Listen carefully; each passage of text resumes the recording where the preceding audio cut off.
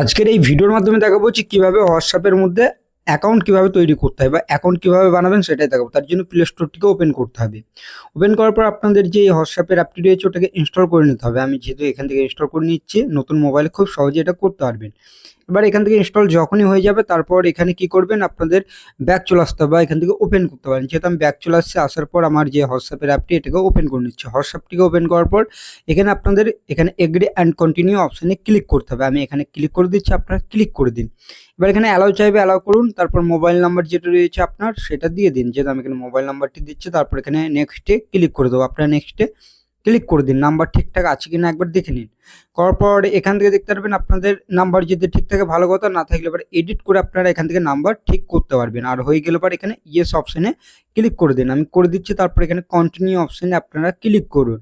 আমি যেহেতু কন্টিনিউ অপশানে ক্লিক করছি, তারপর অ্যালাউ করছি, দেখবেন অটোমেটিক এটা ভেরিফাই হবে। আপনার মোবাইলে যদি সিমটি ভরা থাকে এখানে দেখবেন অটোমেটিকলি কিন্তু এটা ভেরিফাই হয়ে যাবে। ভেরিফাই হয়ে যাওয়ার পর কিন্তু আপনাদের দেখবেন আরেকটি ইন্টারফেস কিন্তু আপনাদের সামনে শো করবে। সেটা কীরকম সেটা বলছি। এখান থেকে ভেরিফাই হয়ে যাবে প্রথমত।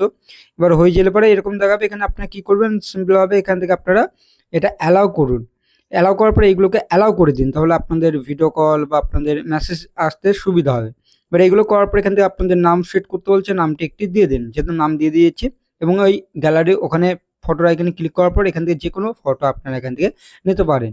আর না নিতে চাইলে এখানে নেক্সটে ক্লিক করে দিন। নেক্সটে ক্লিক করার পর জিমেল দিতে চাইলে দিতে পারেন, নাহলে এখানে স্কিপ করতে পারেন। যেহেতু আমি এখানে স্কিপ করে দিচ্ছি, আপনারা স্কিপও করে নিতে পারেন। এখান থেকে স্কিপ করলে পরে দেখবেন আপনাদের ফাইনাল সেট আপ কিন্তু হয়ে গেল।